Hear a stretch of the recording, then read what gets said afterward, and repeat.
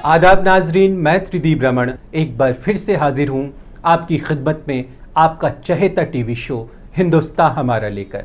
हिंदुस्तान हमारा यानी कौम की अपनी बुलंद आवाज। नाजरीन आदाब, मैं हूँ साइमा खान। दुनिया जहाँ से निराले प्रोग्राम हिंदुस्तान हमारा में आपका इस्तकबाल है। दुनिया में ऐसे भी लोग होते हैं जो किसी के हंसते कल की खातिर अपना आज भी दांव पर लगा देने से पीछे नहीं हटते और अपनी जिंदगी को जिम्मेदारियों की भट्टी में झोंक देते हैं। इस्लाम की कहानी भी कुछ ऐसी ही है।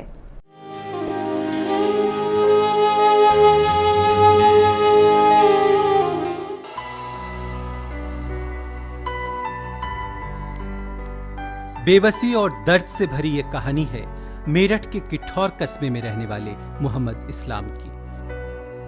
बेबसी, बेरोजगारी और रसूखदारों के जुल्मों सितम से तंग आकर मोहम्मद इस्लाम परिवार सहित दिल्ली आने का फैसला करता है। वहाँ पे मजदूरी करा करके पैसे नहीं देते थे और बड़े लोगों की जो थी गरीब आदमी पे जबरदस्तियाँ ज़्यादा थीं। उन्हें मारना, कूटना, परेशान करना, उनकी परेशानियों से भाग करके दिल्ली आए। मेरठ छोड़ते वक्त इस्लाम ने सोचा था कि दिल्ली पहुंचकर वो अपनी जिंदगी की सभी परेशानियों से निजात पाकर एक खुशहाल जिंदगी जिएगा।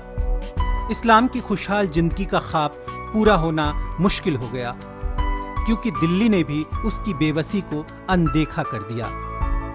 तब उसे मजबूरन बेलदारी, पल्लेदारी, पेंट का काम और रिक्शा चलाना पड़ा। मैं परेशान किया, भूखा भी रहना पड़ा। दिल्ली में मजदूरी भी करनी पड़ी, बेलदारी भी करनी पड़ी, पेंट का भी काम किया, लेबर का भी काम किया, रिक्शा भी चलाया। बहुत काम ऐसे हैं जो मैंने काम किए। ख्वाब को हकीकत में बदलना कितना मुश्किल होता है ये इस्लाम को समझ में आ गया था। इस्लाम दिल्ली तो यह सोचकर आया था कि वह एक नई जिंदगी की दहलीज पर कदम रखने जा रहा है, पर आज तक दिल्ली उसके परिवार को 2 वक्त की रोटी भी नहीं दे पा रही थी। जिंदगी की जद्दोजहद से लड़ते भिड़ते इस्लाम को मजबूर होकर अपने परिवार को दिल्ली में यहाँ अपने रिश्तेदारों के पास छोड़ना पड़ा। इस बात का उसे आज तक बेहद मलाल है। सवाल दिल्ली जैसे महानगर में अपने परिवार को पालना था। उसकी ये मेहनत आज रंग लाई है। उसने अपनी मेहनत के दम पर आज अपना खुद का आशियाना बना लिया है और अपना खुद का कारोबार करने की सोच रहा है। अपनी लगन और बच्चों को अच्छी तालीम देने की चाहत से इस्लाम ने जिंदगी से 2-2 हाथ करने की ठान ली। नहीं सर, थोड़ी परेशानियां तो होती हैं, पर बच्चों को काबिल करने के लिए कुछ परेशानियां बर्दाश्त करनी पड़ती हैं और कुछ खर्चे कम करने पड़ते हैं और 2-4 घंटे मेहनत भी फालतू करनी पड़ती है। इस्लाम ने अपनी बेटी को फैशन डिजाइनिंग का कोर्स कराया। आज वो शादी करके ससुराल चली गई है। इस्लाम अपने बेटे को इंजीनियर बनाने के लिए बड़े बेटे के साथ दिन रात मेहनत करता है ताकि उसका बेटा आगे चलकर अपनी गुर्बत और मुफलिसी को पछाड़कर एक नया मकाम हासिल कर सके।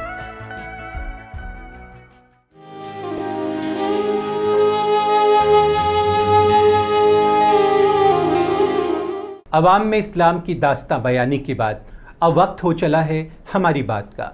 हमारी बात यानी कौम की बात, उनके जज्बात, उनके मसाइल की शिनाख्त की एक छोटी सी कोशिश। अजनबी ख्वाबों के उड़ते हुए सायों के तले मोम की तरह पिघलते हुए चेहरे के नक्श हर नए ख्वाब की धुन सुन के बदल जाते हैं।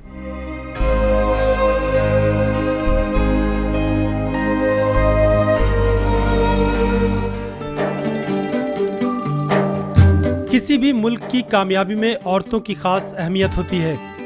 यही वजह है कि मुल्क की तरक्की में आज औरतों के किरदार को लेकर तमाम मुल्क संजीदा हो रहे हैं। बात चाहे तालीम की हो या फिर नौकरी की, औरतों से जुड़ी होने की वजह से उन पर बहुत ध्यान दिया जा रहा है। इस खास मिशन में अब सऊदी अरब भी पीछे नहीं, जहां बुर्के में छिपी औरतें भी अपनी कामयाबी के लिए आगे कदम बढ़ाएंगी, क्योंकि वहां औरतों की नौकरी की तरफ एक कारगर कदम उठाने का फैसला लिया गया है। सऊदी अरब ने यह फैसला किया है कि औरतों को रोजगार दिलाकर मुल्क को अच्छे मकाम तक पहुंचाया जाए। सऊदी अरब एक ऐसा शहर बसाएगा जो सिर्फ औरतों के लिए होगा। ये एक इंडस्ट्रियल शहर होगा और इस शहर में औरतें इस्लामी कानून को नजर में रखते हुए नौकरी कर सकेंगी। इस शहर में कई कंपनियां होंगी जो सिर्फ औरतों के लिए ही होंगी, यानी जहां सिर्फ औरतों को ही काम मिलेगा। आपको बता दें, सऊदी अरब के शरिया कानून में औरतों को मर्दों के साथ काम करने पर पाबंदी नहीं है, फिर भी वहाँ की कुल 15% औरतें ही काम करती हैं। इस शहर पर काम भी शुरू हो गया है और सऊदी इंडस्ट्रियल प्रॉपर्टी ने इस सिटी का नक्शा भी तैयार कर लिया है। इस शहर को हफूफ एयरपोर्ट के पास बसाया जाएगा, जिसके लिए जमीन भी मंजूर कर दी गई है। उम्मीद जताई जा रही है कि इस शहर पर अगले साल से काम शुरू हो जाएगा।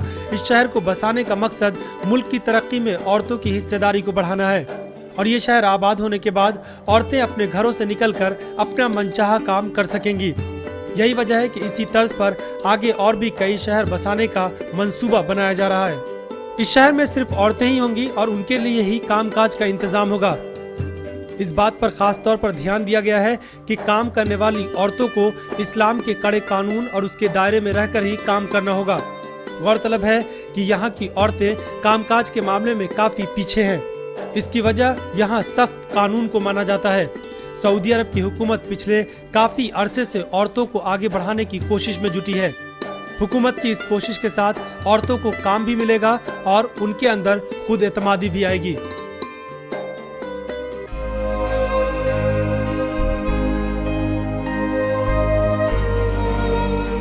हमारी बात की बात अब वक्त हो चला है एक छोटे से ब्रेक का, पर आप कहीं जाइएगा नहीं, क्योंकि ब्रेक से वापस आने के बाद हम पेश करेंगे मकाम में आज हम आपको मिलवाएंगे कार्टूनिस्ट इरफान से। वक्त की धड़कनों को आप यूं ही संभाल कर रखिएगा, हम लौट कर आते हैं पल दो पल में। मकाम में आज हम आपको एक ऐसी शख्सियत से मिलवा रहे हैं जिनका फन उनकी जुबान है, जिसने लोगों को हंसने खिलखिलाने पर मजबूर कर दिया है। जी हाँ, हम बात कर रहे हैं मुल्क के मशहूर कार्टूनिस्ट इरफान साहब की।